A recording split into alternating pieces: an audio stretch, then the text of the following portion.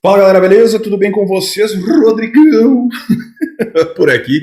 Espero que seja tudo certo por aí. Fazendo a minha resenha do Coluna de Fogo, que eu vou deixar o link aqui embaixo na descrição, eu tava procurando algumas coisas, informações a mais, algumas frases e tal, para colocar ali nas edições que eu tenho feito isso, né? Colocado algumas frases ali para engrandecer um pouco mais a edição do vídeo e tal. Enfim, umas frescurinhas. Só que aí eu me deparei, cara, com uma entrevista do Ken Follett que foi publicada no dia 18 de setembro de 2023 pela Veja, quando ele fez o lançamento do quinto livro da pentalogia do Pilares da Terra, o Armadura de Luz. Eu pensei, caramba, cara, como é que eu não vi isso? E aí uma reportagem muito bem escrita e tal, sabe? Na coluna Comportamento, que eu trouxe aqui, eu vou ler isso aqui, né, gente? Pra gente poder falar sobre o assunto, conversar e tal, aquela história toda. Então, espero que vocês fiquem aqui comigo, vamos conversar sobre o assunto. E não se esqueça de se inscrever no canal, dar o joinha e compartilhar, loja de camisetas www.rodrigão1002.com.br, certo? O link completo da reportagem vai estar aqui embaixo, ok? Então vamos lá. O título da reportagem é o seguinte: Ken Follett, o fato surpreendente chamado Liberdade. Autor britânico que lança esse mês um novo livro, A Armadura da Luz, assina artigo no qual reflete sobre arte e literatura como ferramenta de superação. A liberdade é uma anomalia. Ao longo da história da civilização humana, a maioria das pessoas viveu subjugada por algum tipo de tirania, sem voto e com poucos direitos, quando muito. Mesmo no mundo de hoje, pessoas livres são uma minoria. Não chega a ser surpresa. Aqueles que detêm o poder raramente se mostram dispostos a abrir mão dele e estão, por definição, numa posição favorável para mantê-lo. Sendo assim, os momentos da história em que as pessoas lutam por direitos e os conquistam são surpreendentes e intrigantes. Uma tentativa de alcançar a liberdade é sempre uma batalha de fracos contra fortes, e é isso que a torna uma boa história. Já escrevi 5 longos romances históricos ambientados na fictícia cidade inglesa de Kingsbridge, e 3 outros contando a história do século XX. Juntos, os 8 livros formam uma crônica dos últimos 1000 anos de civilização ocidental.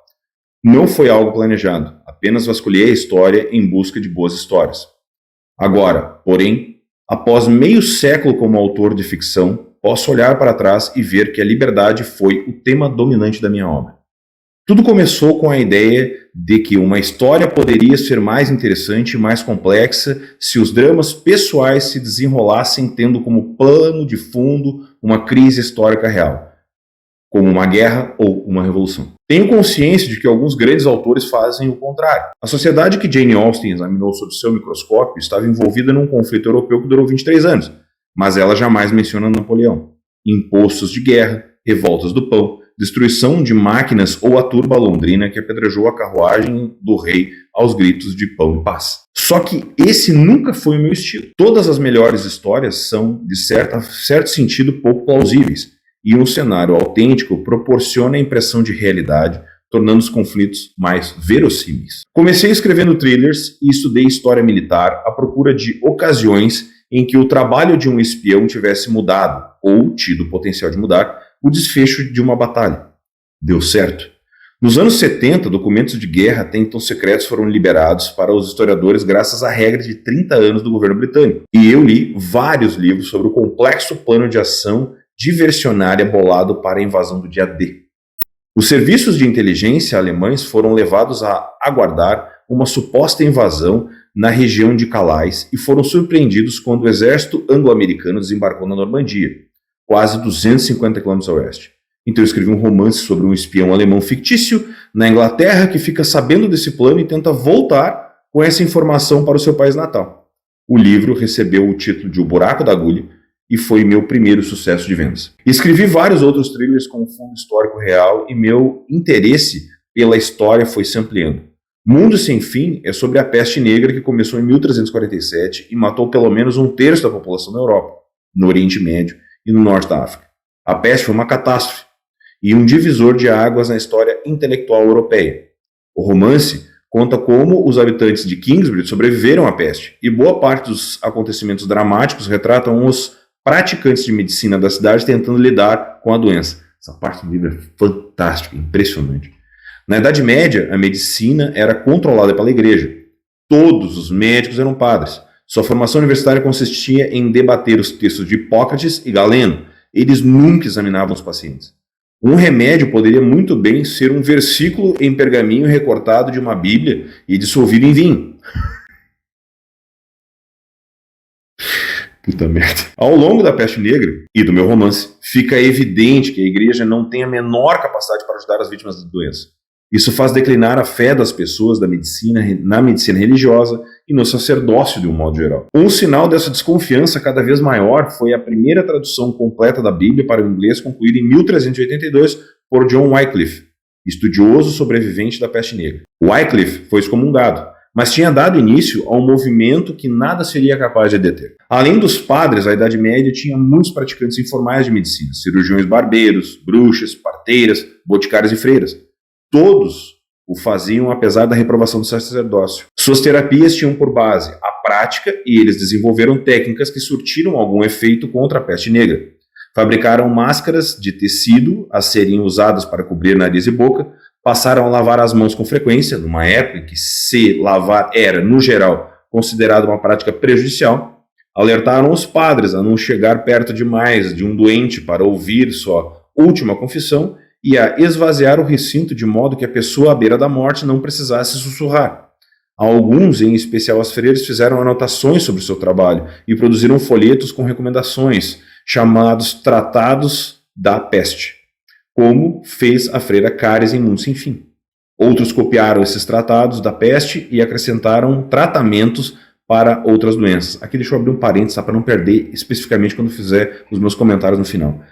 Essa parte específica do livro é surreal, porque tu enxerga o priorato, os padres ali do priorato enchendo o saco da Cáries e ela carregando, literalmente carregando o mosteiro nas costas, tentando salvar a gente, porque realmente a quantidade de gente que morreu na peste negra é uma coisa absurda, né?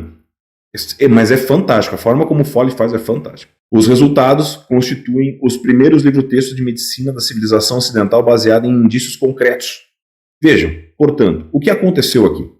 Contra a vontade de uma igreja poderosa, a antiga forma de pensar baseada na autoridade religiosa caiu em descrédito, e os padres perderam o monopólio da prática da medicina e de certo tipo de verdade. Em seu lugar, temos os experimentos práticos, a observação e os registros regulares. Os primórdios da medicina moderna na realidade da própria ciência moderna. Esse conflito faz parte de uma controvérsia que durou anos nas universidades na Europa medieval e na elite intelectual islâmica. Um dos lados alegava que a mente humana era demasiado fraca para compreender a criação de Deus e que a única fonte da verdade era a revelação divina. O outro lado defendia que podemos aprender sobre a criação de Deus por meio da observação. No Império Muçulmano, os sacerdotes saíram vitoriosos desse debate. No mundo cristão, foram derrotados. Vou dizer uma coisa para vocês. O outro livro que eu li sobre isso, que é A Sombra e a Espada, eu até não fiz resenha dele ainda, é fantástico. Ele mostra exatamente isso que o Foley está falando. É exatamente isso. O cara vai deixando muito claro o quão os islâmicos e muçulmanos estavam na frente, justamente por causa dessa fé cega. Então agora tu tem, basicamente, acho que tu tá ao contrário hoje, né? Mas enfim, continuando. No início da Idade Média, os muçulmanos estavam à frente dos cristãos nas áreas de matemática, nas ciências e da medicina. Eles haviam preservado os textos da Grécia Antiga, ao passo que os cristãos haviam perdido a maior parte. Entre parênteses, no momento esplendidamente multicultural do século XII, os monges ingleses na Espanha traduziram os elementos de Euclides do árabe para o latim. Fecha parênteses. A vitória do racionalismo na Europa e sua derrota no Oriente Médio podem explicar em parte o fato de que o Império Muçulmano, de modo geral, não ter participado da explosão de ciência, indústria e riqueza ocorrida no norte da Europa Ocidental. Isso foi apenas a primeira fase da luta de cientistas e filósofos pelo direito de se basear em evidências na lógica sem serem cerceados por um governo ou por uma igreja. Uma luta pela chamada liberdade acadêmica, como se diz hoje. Essa é apenas uma das histórias que encontrei nos movimentos em prol da liberdade. Escrevi sobre a luta da liberdade religiosa em Coluna de Fogo. Resenha no canal, outro livro fantástico. Pelo direito ao voto das mulheres em Queda de Gigantes, também tem resenha no canal. Todos vão estar na descrição, tá? É fantástico o livro também. E pelos direitos civis em Eternidade por um Fio.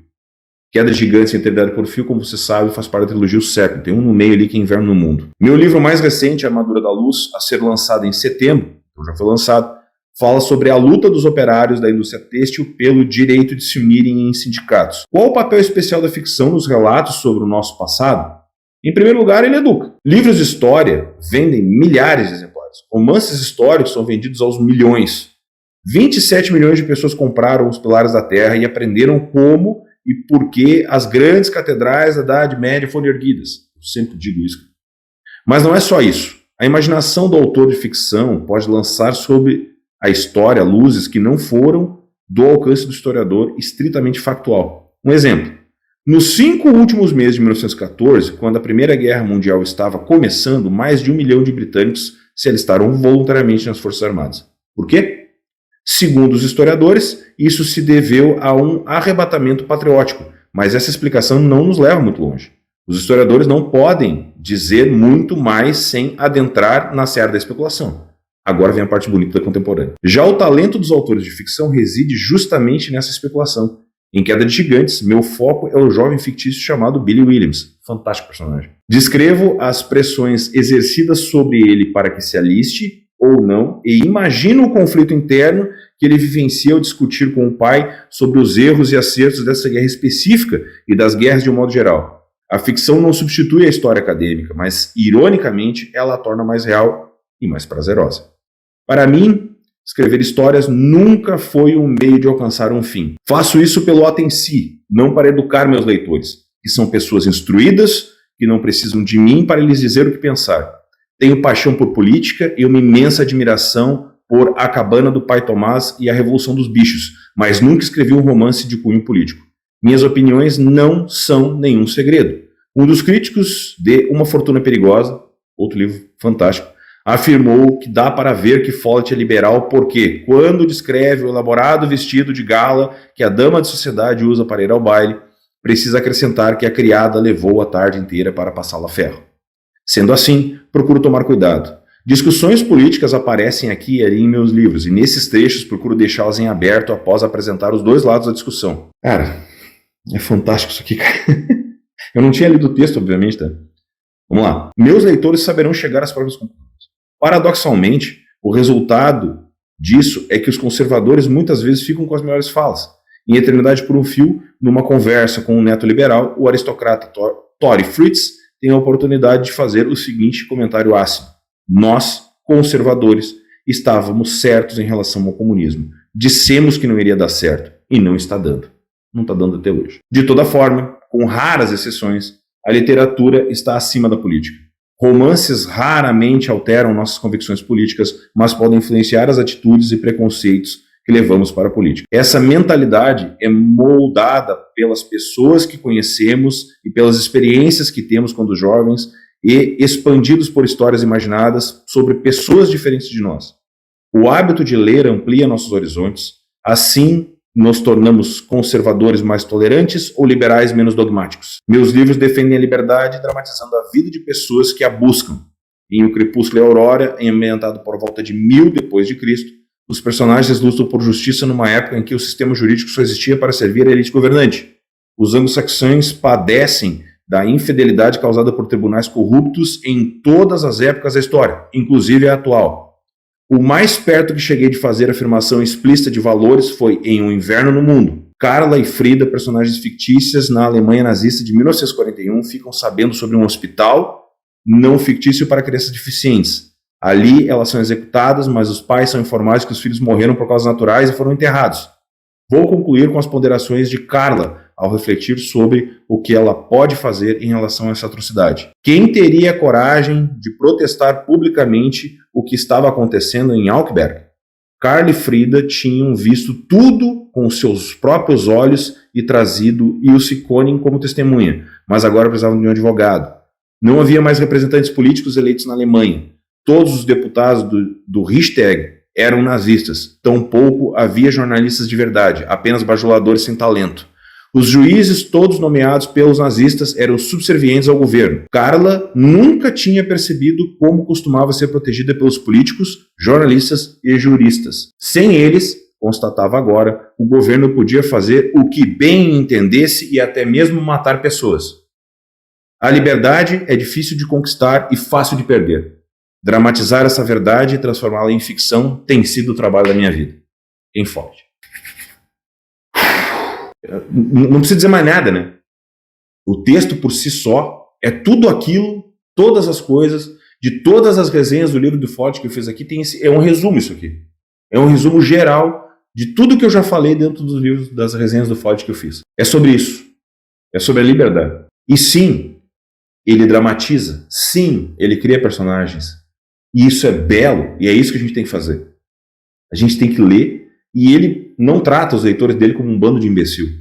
Nunca tratou. Ele sempre tratou os leitores dele como pessoas inteligentes e capazes de entender o que ele está fazendo. Leiam. Eu não vou me alongando num vídeo. Se vocês quiserem, escutem de novo o que o Follett tem para dizer. Leiam, o link está ali embaixo. Compartilhem esse vídeo, mostrem para as pessoas. É sobre isso. É sobre a luta pela liberdade. A fala da Carla para Frida e a percepção que ela teve dentro da história da Alemanha nazista em 41 foi exatamente a mesma coisa que está se repetindo agora, com exceção, por enquanto, de alguns fatos. Mas ela é a mesma coisa. A liberdade é extremamente fácil de se perder e muito difícil de conquistar. Muito difícil de conquistar. Hoje a gente faz alguma coisa e continua lutando pela nossa liberdade, inclusive de pensar, ou a gente vai sucumbir a governos que vão mandar na gente, porque eles sim vão ter total liberdade de fazer o que eles quiserem. Forte abraço a todos, muito obrigado e até o próximo.